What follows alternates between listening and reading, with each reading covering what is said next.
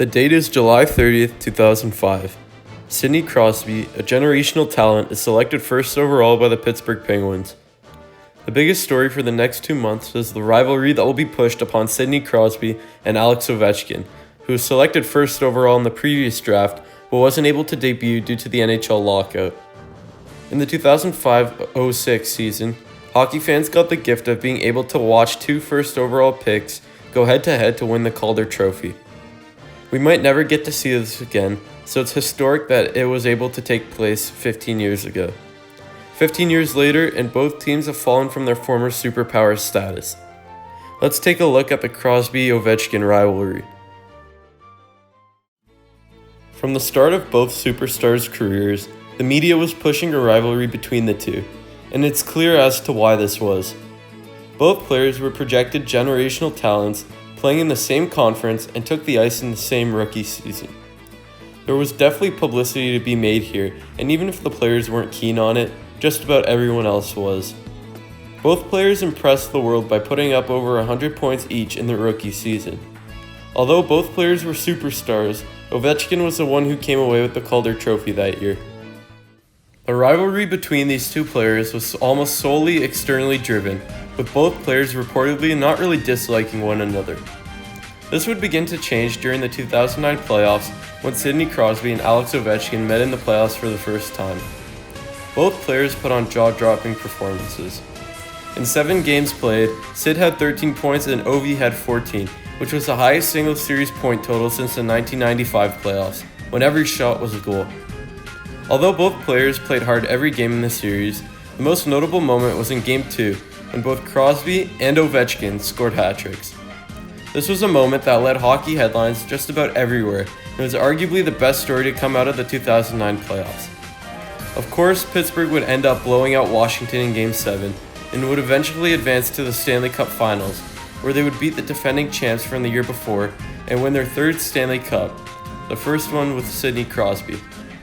For the next 7 years, these two teams would remain powerhouses of the league, but would never be able to get it done in key moments.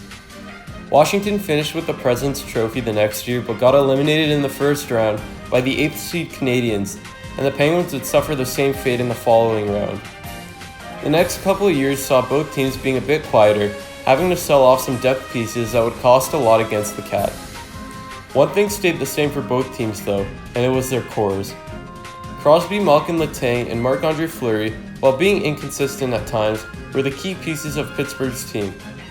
Washington had a similar situation, with Ovechkin and Backstrom being a dynamic duo for a while, before John Carlson and Braden Holtby developed into the stars they are today. Things got really heated between the two teams at the 2011 Winter Classic, when Crosby suffered a concussion from a blindside hit, but it only added to the lore of one of the NHL's greatest rivalries in recent memory. After years of the media questioning if Crosby's Penguins could lift the Stanley Cup again, and even more discussion about whether Alex Ovechkin is captain material and if you can build a cup-contending team around him, 2016 rolled around, and it was an interesting scene. After acquiring Phil Kessel in the 2015 offseason, the Penguins plummeted near the bottom of the league for a bit before making their way back up the standings and into the playoffs.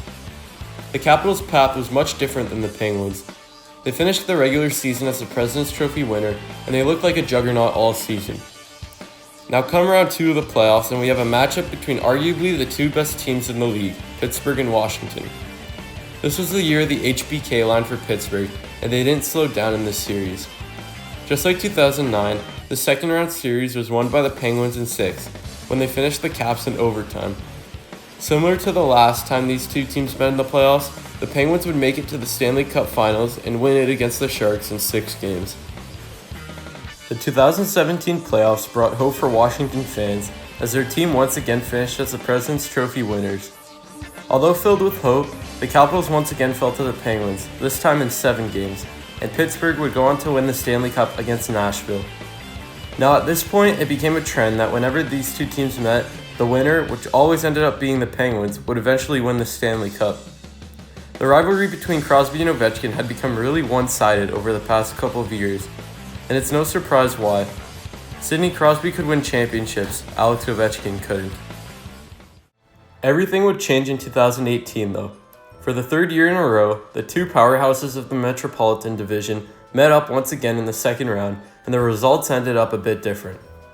The Penguins, while being the two-time defending champions, looked worn out by the time they beat their interstate rivals in the Flyers, and considering the amount of playoff hockey they played over the last few years, it was expected this year more than any that they would finally fall prey to an angry Ovechkin-led Capitals squad, and that they did. With Evgeny Kuznetsov exercising their demons, Washington finally made it past the second round, and arguably more important, the Pittsburgh Penguins. The Caps would beat the Lightning in 7 games and overtake the newest team in the league, the Vegas Golden Knights, in 6 games, with many emotional moments along the way. With Ovechkin finally hoisting his first Stanley Cup, the critics were finally quieted and the argument between Crosby and Ovechkin was narrowed. 2019 was not a good year for any Penguins or Capitals fan. Both teams were eliminated in the first round by teams many had doubted. Although this was a rude awakening for both franchises, it wasn't a fluke this time. The Capitals, that had just come off of winning the Stanley Cup, decided they weren't going to drop some money on the coach that got them there, and that would quickly prove, and I mean quickly, that it was a terrible decision. They were eliminated in the first round by the wildcard Hurricanes, and even though the Kings were good and every other first seed team was also eliminated in the first round, the Capitals still had a disappointing end to their season. The Penguins also came out flat in the playoffs, dropping 4 straight games to the Islanders, which was a rude awakening of things to come in the near future for the organization. This year, both the Capitals and Penguins were among the top of the Metropolitan at times throughout the season, but when it came to the return to play, both teams disappointed again. The Penguins were the 5th seed in the Eastern Conference, and they lost to the 12th seed Canadiens. The only player that really showed up for them was their captain, Mr. Crosby, who was the only main contributor, which is pathetic considering he missed most of the season recovering from abs surgery, and he just underwent another surgery for his wrist. It's also kind of sad that the season had to end on his birthday, which is the only game he'll ever get to play on his birthday, which happens to be in August. While the Capitals made it to the first round of the playoffs by default, they didn't impress anyone either, with their 4-1 series loss to the Islanders. As these two teams enter the offseason, they have changes to make and they must reevaluate what direction they want to go in as an organization.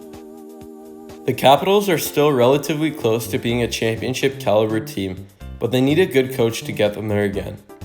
They did learn the hard way, and it cost them 2 first-round exits in a row. I expect them to still be atop the Eastern Conference standings next year, but come playoffs, they're always unpredictable. The Pens, on the other hand, have some serious choices they have to make. It's been stated that the Penguins will not be a cap team next year due to the effects that the global pandemic has had on them financially, and this might ruin any chance they have to still contend. Jim Rutherford is going to have to make some smart moves, and although the captain trade might not have been the smartest in the long run, I can understand why he made it. They need to win, and they need to do it now. Their window to win one last cup with their core of Crosby, Malkin, and Letang is almost closed, and may even be closed depending on who you ask. If they don't win now, they will crumble financially and they'll have to blow up their entire team, even their guys that are virtually untouchable. The future of the Pittsburgh Penguins is uncertain, and it doesn't help that they have Jack Johnson on their books. They've also just hired Todd Reardon as an assistant coach, so I don't know how next season is going to work out for them. Because time doesn't stop for anyone, and everyone is only getting older, it's only a matter of time until the captains that once led these teams into fierce battles start to slow down. Don't get me wrong, Sidney Crosby and Alex Ovechkin, along with their other core teammates, still have a lot of great hockey left to play, but nobody can say how much of that is going to be meaningful hockey. Who knows if either player will ever appear in the Stanley Cup Finals ever again, let alone for the team that they're on now. It might be a while before the NHL sees another rivalry between two championship caliber teams, and until it happens, hockey fans will be looking back fondly at what was, the tale of two titans and their empires. The story might not be over yet, and there still is time for the narrative to change, considering how both teams were in the top 10 teams of the regular season standings. It just seems like whether or not one or both of these teams are great, we won't see the same intensity as we did in the earlier seasons of the careers of Crosby and Ovechkin, and especially the second round of the playoffs from 2016 to 2018. Both teams have the capacity within to turn their organizations back upward with some smart choices in the coming months. However, I think we're rapidly coming to the close of an era.